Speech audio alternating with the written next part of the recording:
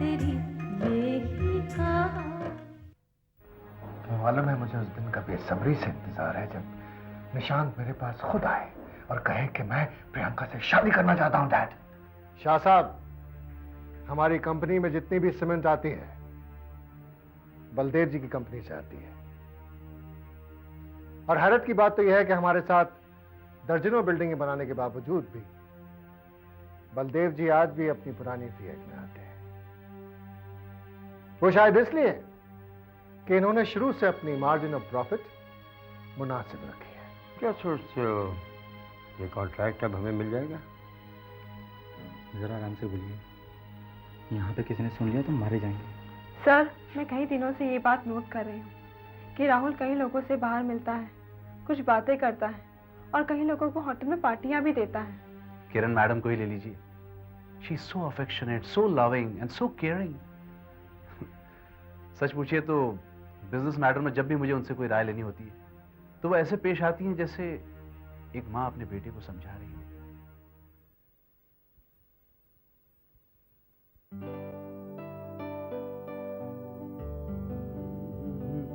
ओह, देखिए आपकी चाय की चाहत हमें दोबारा खींच लाई। कैसी हैं आप? मैं अच्छी हूँ। राय साहब कैसे हैं? या ही इज फाइन। अच्छा ये बताओ, निशांत, तुम्हें मेरा प्लान कैसे लगा? एक्सीलेंट। और मुझे ही नहीं बल्कि सभी को बहुत अच्छा लगा। Everyone was all praises for you. Thank you. Kiran ji घर पर नहीं है? वो बाहर गई है। कुछ कहना है? मुझसे कह दो, मैं उसे बता दूंगी। नहीं, काम तो मुझे आप ही से था। मुझसे? क्या बात है? नहीं, ऐसी कोई खास बात नहीं है। आप तो जानती हैं बचपन से लेकर आज तक माँ के साए से महरूम रहा हूं। माँ का प्यार तो नसीब ही नहीं हुआ।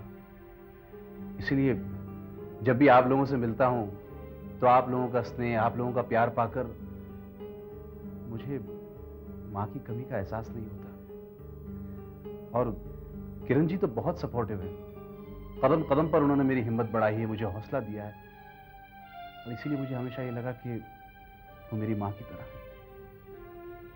आप जब उस रोज ऑफिस पर आई थी तो मैंने आपसे ये बात कही थी कि वो मेरी माँ की तरह हैं। आपको ये बात बुरी तो नहीं लगी ना? तुम्हें ऐसा क्यों लगा कि मुझे बुरा लगा? नहीं, बस ऐसी डैड का ख्याल था कि शायद ये बात कहकर मैंने गलती की हो। राय साहब को ऐसा क्यों लगा? बस ये तो उनका महज ऐसा ख्याल था। लेकिन अगर मैंने ऐसी कोई गलती की भी है तो प्लीज इसे मेरी नादानी समझकर नजरअंदाज कर दीजिएगा। माँ भी कहते हो और माफी भी मांगते हो। ये कोई बात हुई? चाय पियो। शुक्रिया। All cheers for motherhood. मुझे तो आपको दाद देनी चाहिए। अरे मैं तो ये सोच भी नहीं सकती थी कि आप कितनी खूबसूरती से निशान को मेरे इतने करीब कर देंगे। मानते हो ना? किरण, निशान का तुम्हारे करीब आना बहुत जरूरी है और मुझे पूरा यकीन है कि तुम निशान को यह विश्वास दिलाने में कामयाब हो जाओगी कि उसे समझने वाला और प्यार करने वाला तुमसे अच्छा और कोई नहीं हो सकता। एक बात कहूं, आप शायद मेरी बात का विश्वास करें या ना करें, लेकिन जिस दिन से मैं निशान से मिली हूं, उसे समझा है, उसके लिए मेरी ममता उमड़ पड़ी है। ऐसा लगता है निशान मेरा अपना बेटा है। तुम कितनी अच्छी हो। पता नहीं तुम्हारे इन एहसानों का बदला मैं चुका भी पाऊंगा या नहीं। कितना फर्क है तुम में और उस औरत में। एक वो थी जिसने निशान को जन्म तो दिया लेकिन फिर उसे हमेशा हमेशा के लिए छोड़कर चली गई। कभी उससे मिलने की या उसे देखने की भी कोशिश नहीं की। और एक तुम हो। नहीं राय साहब, यहाँ पे हम दोनों के विचार नहीं मिलते। आप शायद ये भूल रहे हैं कि निशान की माँ कंचन को आपने खुद अपनी जिंदगी से और घर से निकाला, फिर आपने निशान को बोर्डिंग स्कूल भिजवा दिया। यानी आपकी वजह से निशान कंचन की नजरों से दूर रहा। लेकिन मेरी एक बात याद रखना, जिस दिन भी कंचन का और आपका सामना होगा, कंचन समय पहले यही पूछेगी कि मेरा बेटा कैसा है, मेरा बेटा कहाँ है। क्योंकि मां की ममता का कोई मोल नहीं होता।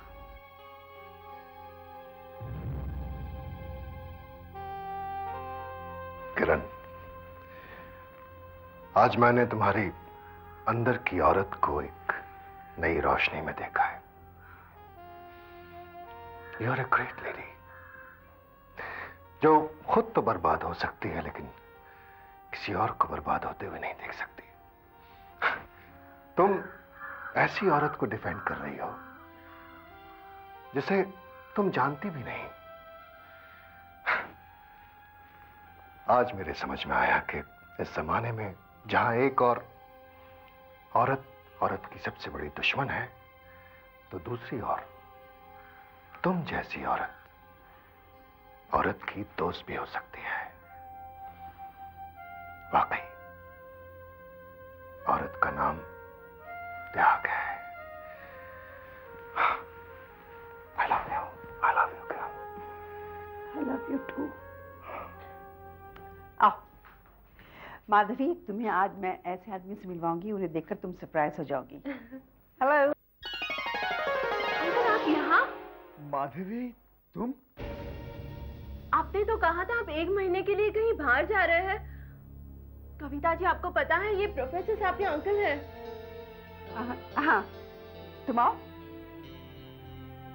बैठो, मैं समझाती हूँ। तुम्हारे चक्रवर्ती अंकल मेरे सहेली के पति के खास दोस्त हैं। हाँ। उनसे मिलने यहाँ चले आए। एक्चुअली मैं इन्हीं से तो मिलवाने तुम्हें लाई थी। मुझे क्या मालूम था तुम दोनों एक दूसरे को जानते हो। आप तो मेरे काम को जानते हैं और मधु मेरे काम में हाथ बटा रही है। ये तो बहुत अच्छी खबर है। Very good. हाँ कविता जी, अंकल को नहीं पता कि मैं आपसे काम सीख रही हूँ, क्योंकि अंकल के जाने के बाद मैंने आपसे काम सीखना शुरू किया। आप देखते रहिएगा, एक दिन ये बहुत बड़ी आर्किटेक्ट बनेगी। दिल लगाकर काम कर रही है वो। ये तो बहुत अच्छी बात है कि ये दिल लगाकर काम कर रही है। अंकल, मैं तो क्या, मेरी जगह कोई और भी होता तो भी कविता जी से काम सीख लेता, क्योंकि कविता जी इतनी अच्छी आर्किटेक्ट है और इतने प्यार से सिखाती है कि कोई भी जल्दी काम सीख जाता। और मैं तो कविता जी की बहुत आभारी हूँ, क्योंकि काम सीखने के साथ साथ मेरा तो टाइम भी पास हो जाता है।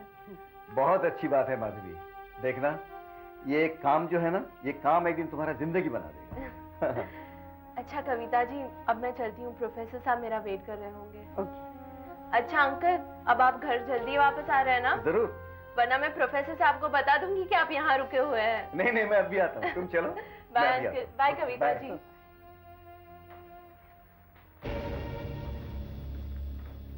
कविता, तुमने तो मेरा सारा खेल चौपट कर दिया था। ये मधु को यहाँ क्यों लेकर आई?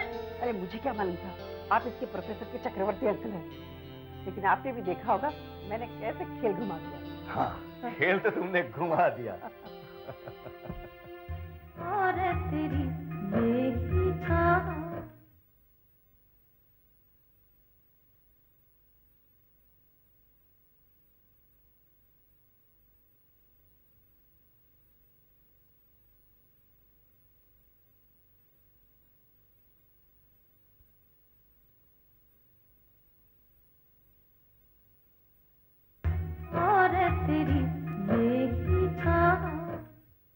मौसी, आप तो जानती हैं कि मैं पहले से कितना परेशान हूँ। एक मुसीबत को हल करने की कोशिश करता हूँ तो एक नई मुसीबत मेरे सामने आ जाती है।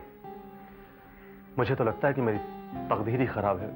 देखो नहीं, तकदीर को कोस के कोई फायदा नहीं। प्रॉब्लम क्या है बताओ, शायद मैं तुम्हारी कुछ मदद कर सकूं। मुझे पूरी उम्मीद है कि मेरी मदद सिर्फ आप ही कर सकती है, इसीलिए तो आपके पास आया हूँ। अनिल, अगर मैं तुम्हारे किसी काम आई तो ये मेरी खुशनसीबी है, लेकिन बताओ तो सही बात क्या है। आपको तो मालूम ही है कि मधु की याददाश्त जा चुकी है, यहाँ तक कि वो मुझे भी नहीं पहचानती, और शायद इसी का फायदा ललित उठा रहा है। इसी बात को लेकर मेरा ललित से काफी झगड़ा हुआ। मैंने उसे काफी समझाया कि मधु मेरी बीवी है, लेकिन वो ये बात मानने को तैयार नहीं है, और यहाँ तक कि उसने मुझसे चैलेंज किया है कि वो मधु को अपना बनाकर ही रहेगा। क्या ललित इतना कभी ना निकलेगा, मैंने तो कभी सोचा भी नहीं। ऑफिस में तो बड़ा शरीफ लगता है। खैर तुम चिंता मत करो, जरा मुझे सोचने दो मुझे क्या करना है।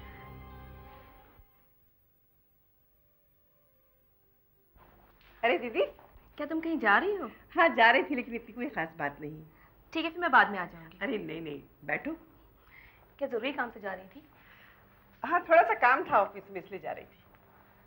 तुझे झूठ बोलने की आदत नहीं, इसलिए झूठ बोलने की कोशिश मत कर। बता कौन है वो? अरे आप भी कमाल करती हैं दीदी, मैं किसी से मिलने नहीं जा रही हूँ, मेरे पास तो इतना वक्त नहीं है। तू दुनिया का 8वां अजूबा है क्या?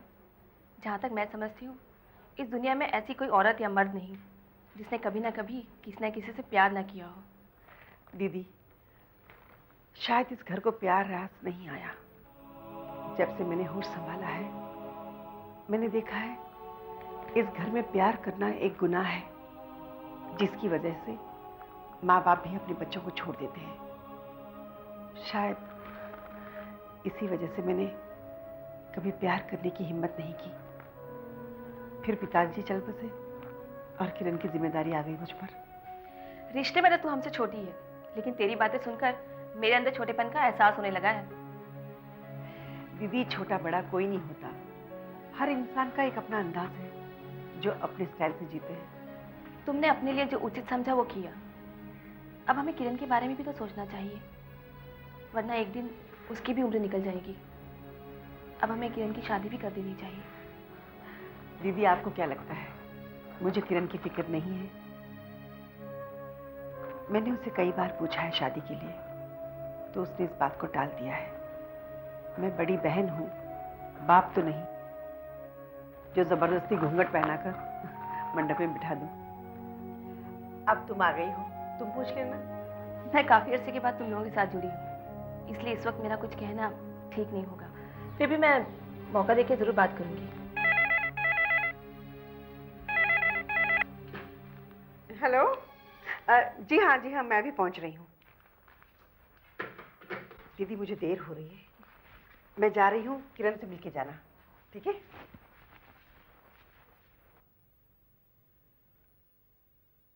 हेलो डॉक्टर साहब। अरे कविता, आओ आओ आओ, कैसे आना हुआ? डॉक्टर साहब मुझे आपसे बहुत जरूरी काम है। अरे काम की बात तो बाद में होगी, अच्छा पहले बैठो तुम। पहले मुझे ये बताओ तुम क्या पियोगी, चाय या कॉफी? देखो आज पिंकी तो घर में है नहीं, मुझे ही बनाना पड़ेगा, बोलो जल्दी बोलो। डॉक्टर साहब मैं चाय पीने नहीं आई, मुझे बस आपसे कुछ कहना था। कहना है? बताओ ना क्या है। बैठिए ना। हाँ बोलो।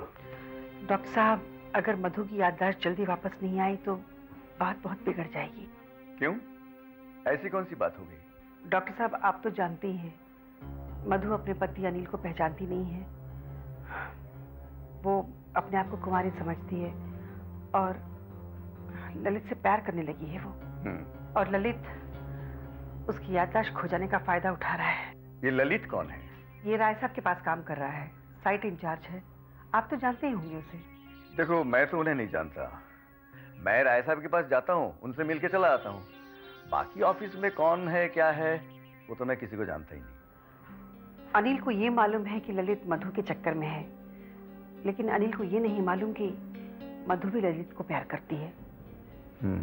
अगर अनिल को ये पता चल गया कि मधु ललित से प्यार करती है तो उसकी याददाश्त वापस आ जाने के बाद अनिल मधु को अपनाएगा नहीं। ठीक है, तुम ऐसे करो, तुम मधु को एक बार मेरे पास लेके आओ, मुझे एक बार कोशिश करने दो, मैं देखता हूं क्या कर सकता हूं। बाकी तो देखो कविता, सब ऊपर वाला के हाथ में है, बट लेट मी ट्राई। ठीक है डॉक्टर साहब, मैं मधु को लेकर आती हूँ। ठीक है।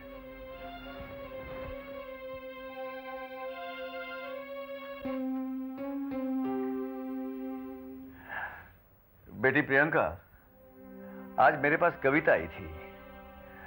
कविता मुझे बोल रही थी कि तुम्हारे ऑफिस में ललित नाम का कोई आदमी है, वो आदमी कैसा है? क्यों, आप क्यों पूछ रहे हैं? अच्छा तुम तो जानती हो ना, मैं एक लड़की को ट्रीटमेंट करता हूँ, उस लड़की का नाम है मधु। वो ही जो आजकल अपने आप को माधवी कहती है और कविता जी की असिस्टेंट है ना? राइट, वही लड़की। तो ये ललित क्या कर रहा है, वो प्यार के जाल में मधु को फंसा है और मधु शादीशुदा है। और ललित को पता है? ललित को सब पता है, यहाँ तक के मधु के पति को भी वो जानता है। अरे बाप रे। डैड, ये जो ललित है ना, इसकी रेपुटेशन बहुत खराब है। इसके मुंह लगना तो बिल्कुल ठीक नहीं है, ये अच्छा आदमी नहीं है। इसका मतलब वो बहुत गलत आदमी है। मुझे तो मधु के याददाश्त बहुत जल्दी लाना पड़ेगा। You're right, Dad. नहीं तो बात बिल्कुल बिगड़ जाएगा।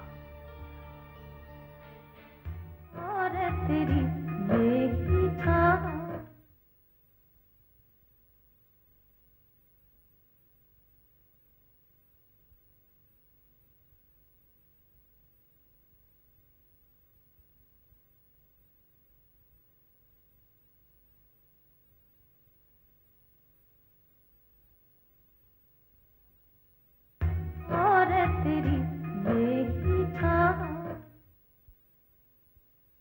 हाय दीदी। हाय। आज तुम जल्दी आ गई? मुझे आए हुए काफी देर हो गई। क्या बात है, आज बड़ी खुश नजर आ रही हो। हाँ किरण, आज मैं बहुत खुश हूँ। तुम तो जानती हो मैंने कई कंपनियों में काम किया है। मैं ये तो जानती थी कि राय साहब बहुत अच्छा आदमी है, लेकिन इतने अच्छे इंसान हैं आज पहली बार पता चला। गरीबों के लिए उनके दिल में कितनी हमदर्दी है, कितना प्यार है। He is a different man. भगवान का लाख लाख शुक्र है। क्यों? तुम शुक्र क्यों अदा कर रही हो? मैंने इसलिए ऐसा कहा कि उन्हें अच्छी तरह से जानने के बाद शायद आप अपना नजरिया बदल दें। मैंने जो कहा उससे तुम्हारे बातों का कोई संबंध नहीं है। दीदी, जरा ये भी तो सोचिए कि जिस इंसान के दिल में दूसरों के लिए इतनी हमदर्दी है, इतना ख्याल है, इतना प्यार है, अगर वही इंसान किसी से प्यार करे तो क्या उसका ख्याल नहीं रखेगा? बस यही सोचकर मैंने उन पर आंख बंद करके विश्वास कर लिया। मैंने कब कहा कि राय साहब काबिले यकीन नहीं है? वो बहुत अच्छे इंसान है, मैं जानती हूँ, लेकिन अगर वो तुम्हारी तरह तन्हा होते तो बात कुछ और थी। उनका एक जवान बेटा है जो तुम्हारी बहुत इज्जत करता है। तुम्हारी वजह से कहीं बाप बेटे में दरार ना आ जाए, बस इसी का डर है मुझे। दीदी, तुम बहुत आगे की सोचती हो, लेकिन मुझे आगे की नहीं सोचना। मैं तो बस उनके करीब रहना चाहती हूँ, उनका हर एहसास महसूस करना चाहती हूँ, चाहे वो अच्छा हो या बुरा हो। किरण, तुम्हें इससे क्या मिलेगा? वैसे भी तुम्हारी जिंदगी ठहर सी गई है और ठहरी हुई जिंदगी मौत के बराबर है। मैं तुम्हें यूं मरता हुआ नहीं दे सकती। मुझसे जो भी बन पाया मैंने तुम्हारे लिए किया। मैं हमेशा तुम्हारी भलाई चाहती हूँ। क्या तुम मेरे लिए इतना सा समझौता नहीं कर सकती अपनी जिंदगी से? दीदी, जिसे तुम मामूली सा समझौता कह रही हो, वो मेरी सारी जिंदगी की पूंजी है, मेरी इबादत है, मेरी पूजा है। मैंने जिंदगी भर उनके लिए इंतजार किया है। अब मैं पीछे मुड़कर नहीं जा सकती। क्यों नहीं जा सकती? अभी तुम्हारी उम्र ही क्या है? तुम जब भी चाहो अपनी जिंदगी को एक नया मोड़ दे सकती हो। तुम्हें वहां वो सब कुछ मिलेगा जिसकी तमन्ना हर औरत को होती है। नहीं दीदी, अब ये मुमकिन नहीं।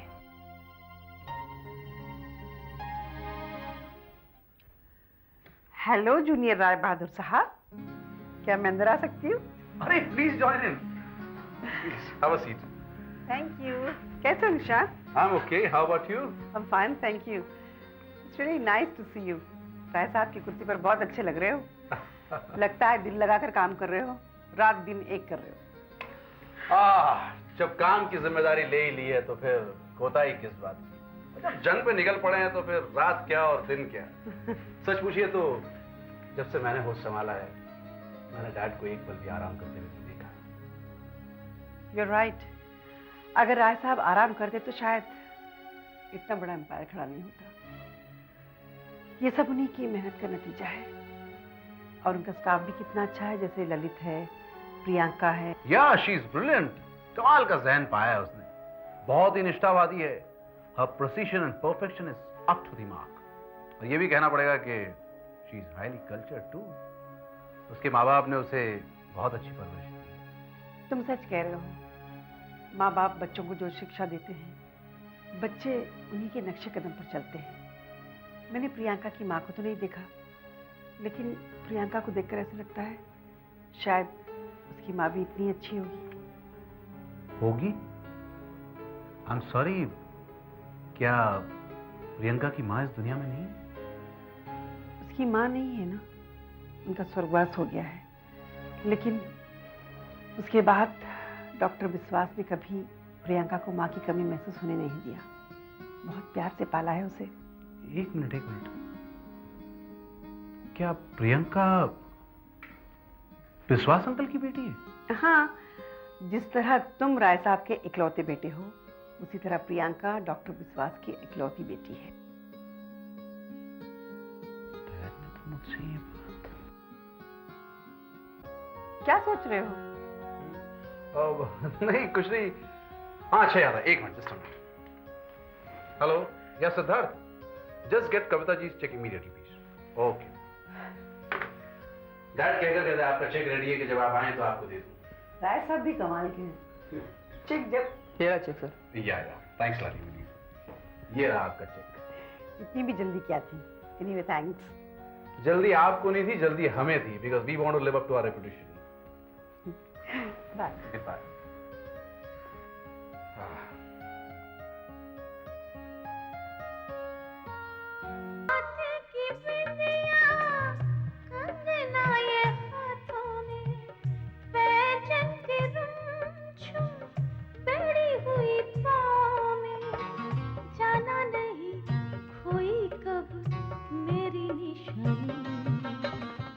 और तेरी ये ही कहानी